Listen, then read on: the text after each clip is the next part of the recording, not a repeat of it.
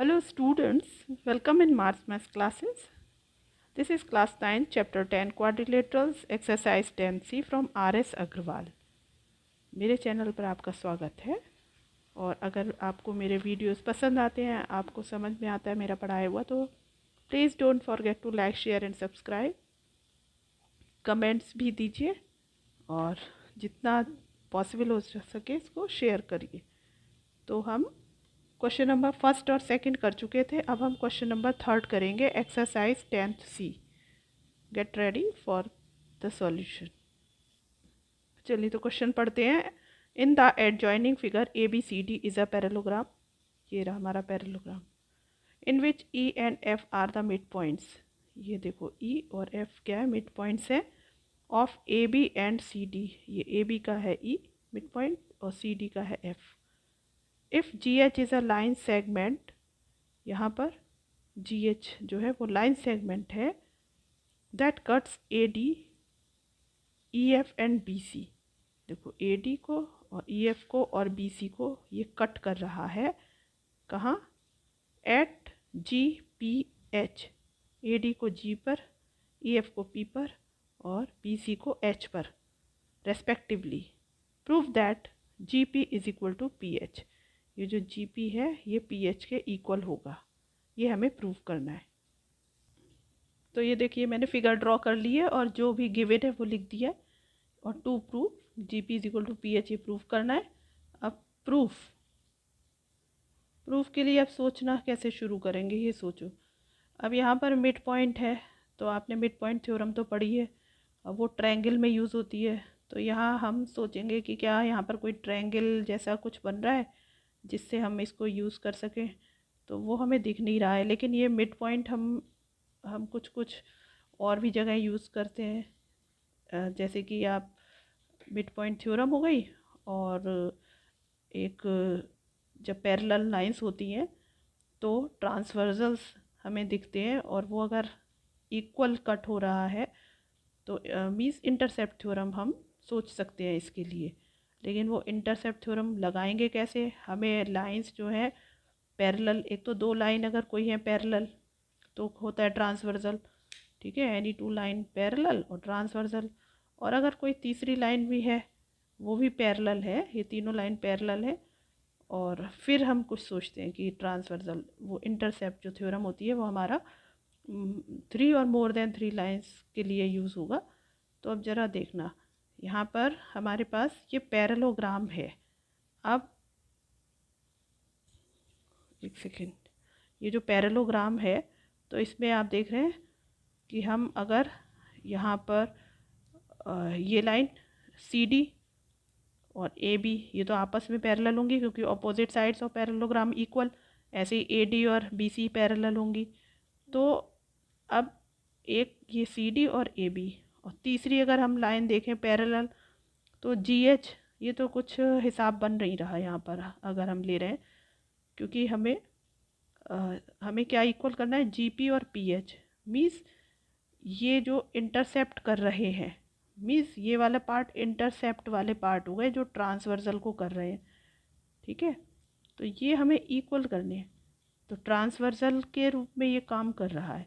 इसका मतलब हम यहाँ पैरेलल लाइंस ये देखेंगे. AD और BC तो हैं पैरेलल. अब ये EF भी अगर पैरेलल हो जाए तो फिर कुछ बात बनेगी. जैसे कि AD, EF और BC ये तीनों पैरेलल हो जाए तो फिर हम इंटरसेप्ट थ्योरम लगाने की सोचेंगे. क्यों? क्योंकि ये जो CD है तब ट्रांसवर्जल के उसमें काम करेगा और F हमारा मिड पॉइंट है. तो अब देखना मैं क्या करती हूँ यहाँ. इसके लिए हमारा कैसे स्टार्टिंग होगा? इसके लिए हम ऐसे सोचेंगे कि हमें EF को पैरेलल बनाना है इनके. तो ये वाला पेयर पैरेलल बनाने के लिए कुछ ऐसे ले लो कि अगर ये पैरेललोग्राम हो जाए तो कैसे होगा. तो आपको पता है AB और CD तो पैरेलल हैं, तो यहाँ पर लिख दो कि AB is parallel to CD. ये तो है क्योंकि ये पैरेललोग्राम की अपोजिट साइड्स है. और F आपका मिड पॉइंट है तो आपका ये तो गिवन, यहाँ पे लिखो as ABCD is a parallelogram. इसलिए ये पैरेलल और इसका मतलब आपका एफ सी और ई बी भी पैरेलल होगा। Therefore F C is parallel to B E, या ई बी लिख लो या बी ई, चलो ई बी लिख देते हैं उसी के, एफ सी और ई बी।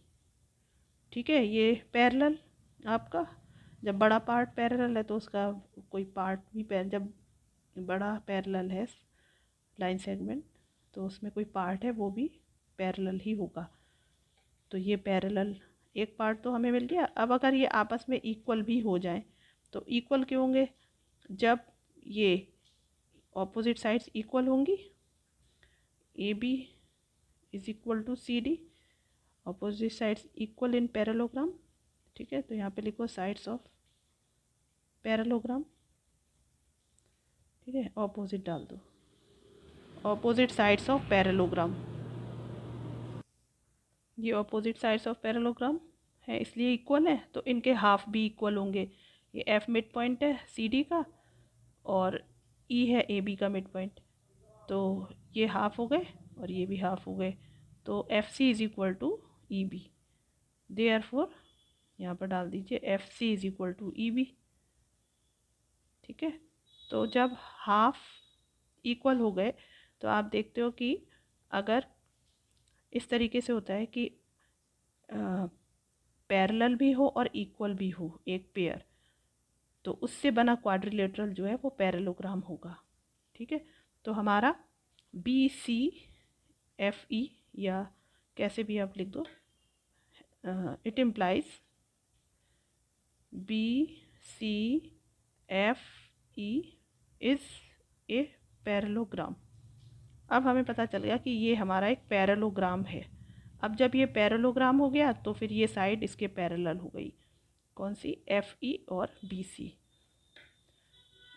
तो यहाँ पर लिखोगे कि therefore F E is parallel to B C.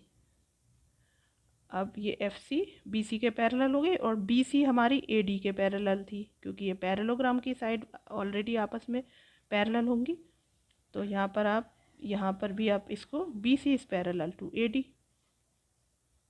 अब ये तीन साइड आपस में पैरेलल हैं और अब हमारी देखो यहाँ पर ये मिड पॉइंट है, ये ट्रांसवर्सल हो गया सी डी। ठीक है, और ये इसको इक्वली इंटरसेप्ट कर रहा है, मतलब F C is equal to F D. ठीक है, इक्वल इंटरसेप्ट कर रहा है। तो 3 और more lines are parallel and a transversal intercept equally, then other transversals also intercept these parallel lines equally।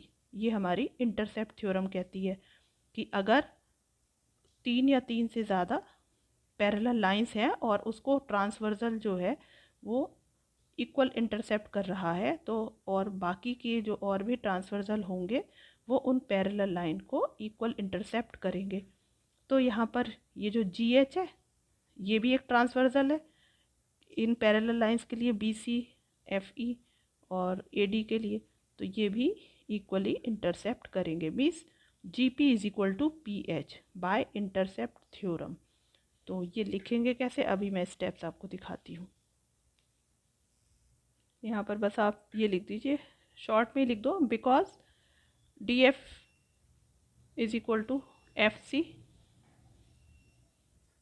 Because तो है ही यहाँ पर F is the midpoint of CD। ठीक है, और DF is equal to FC, hence GP is equal to PH। यहाँ पर लिख देंगे by intercept theorem, by intercept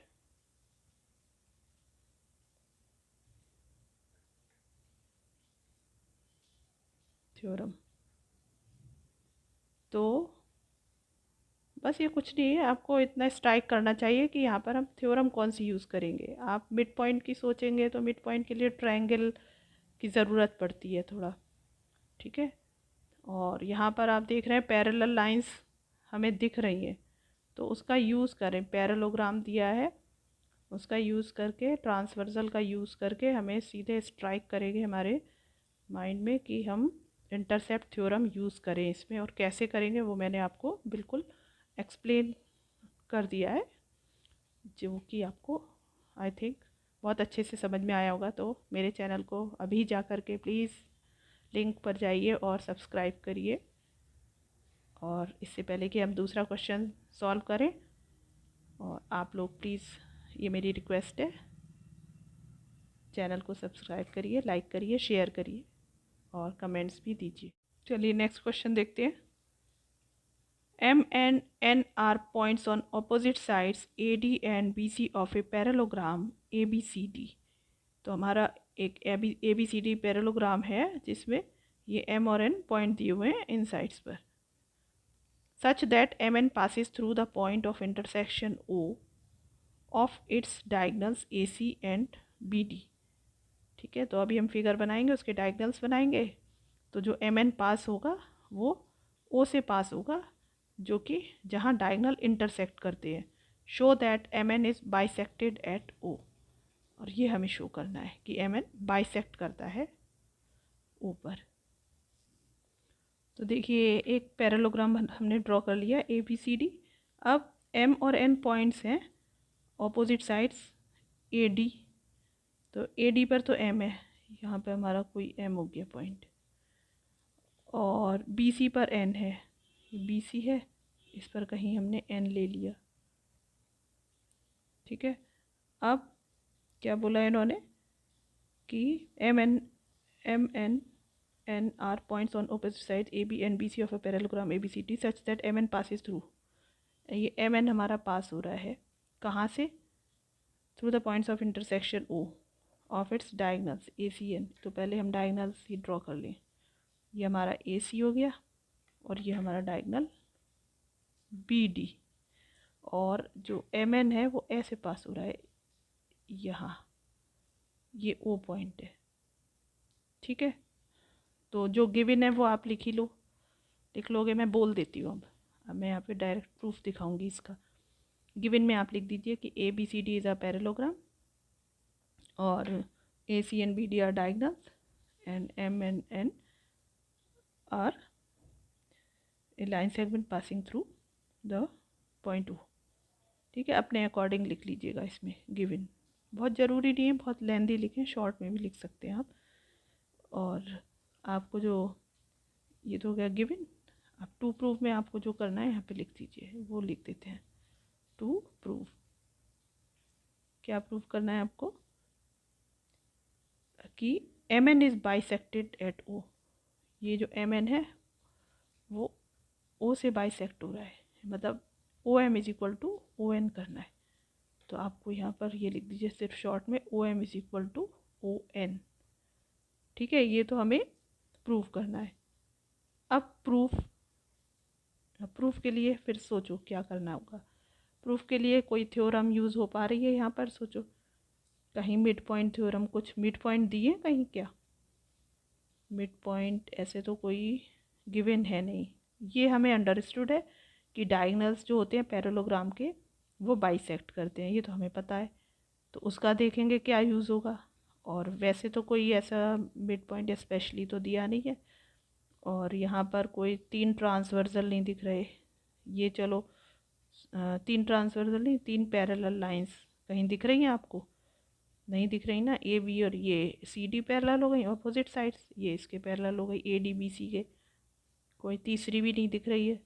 और अगर आप कुछ अपनी तरफ से लगाना चाहें कंस्ट्रक्शन करके तो वो और मेथड हो सकते हैं, लेकिन हमें तो सिंपली ये प्रूव करना है कि OM और ON इक्वल हैं।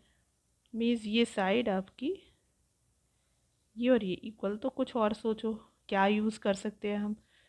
ये मीन्स यहाँ से ये यूँ जा रहा है तो फिर ये एक ट्रायंगल भी बन रहा है। हम कॉन्ग्रेंसी बहुत यूज़ करते हैं कोई भी साइड इक्वल करने के लिए, तो वो हम यूज़ कर सकते हैं। देखते हैं कैसे। तो अब यहाँ पर आपका ये ट्रायंगल, आप कोई भी ले लीजिए ट्रायंगल, या तो कि MOA और NOC ये दो ट्रायंगल ले लिए आपने, ठीक है। इस तरीके से या तो ये ले लो या फिर इधर के इस तरीके से ले लो, MOD। तो उसके रेस्पेक्ट में ये आएगा कि NOB।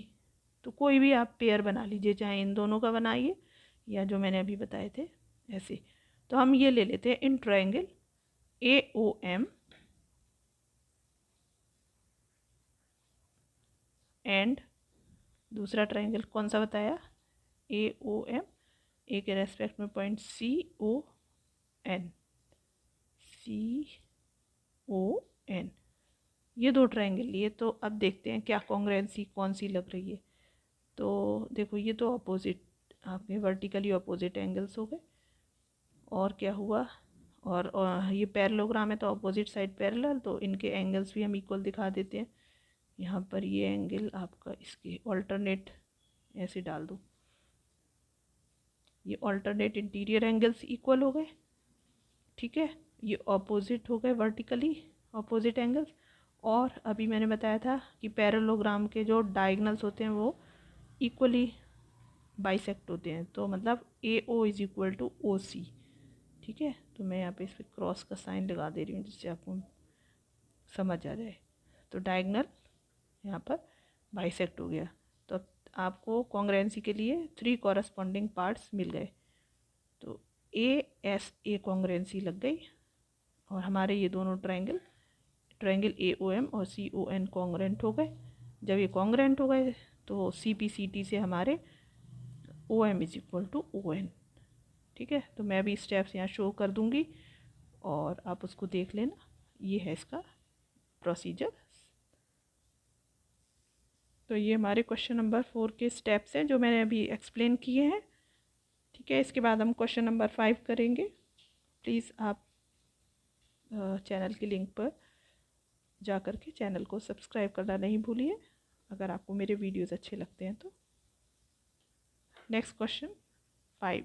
स्टूडेंट्स, मैं सोच रही हूँ कि क्वेश्चन नंबर 5 हम नेक्स्ट वीडियो में करें, क्योंकि मैंने देखा वो इसमें ज़्यादा फिर लेंथी हो जाएगा हमारा वीडियो।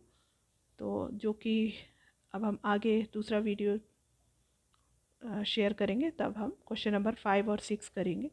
लेकिन जो कि मैं हर बार कहती रहती हूँ वो है ये, तो इसको याद रखिएगा और कहने की ज़रूरत नहीं है, आप जानते हैं। तो इस बार मैंने आपको स्माइली पहले से ही दे दिया है। अगर मेरे वीडियोस पसंद आते हैं तो प्लीज़ चैनल को सब्सक्राइब ज़रूर करिएगा और लिंक को शेयर करिए अपने फ्रेंड्स के साथ और कमेंट्स भी दीजिए, ठीक है। तो मैं आपको थैंक यू बोलती हूँ। Thanks a lot. We will meet in next video.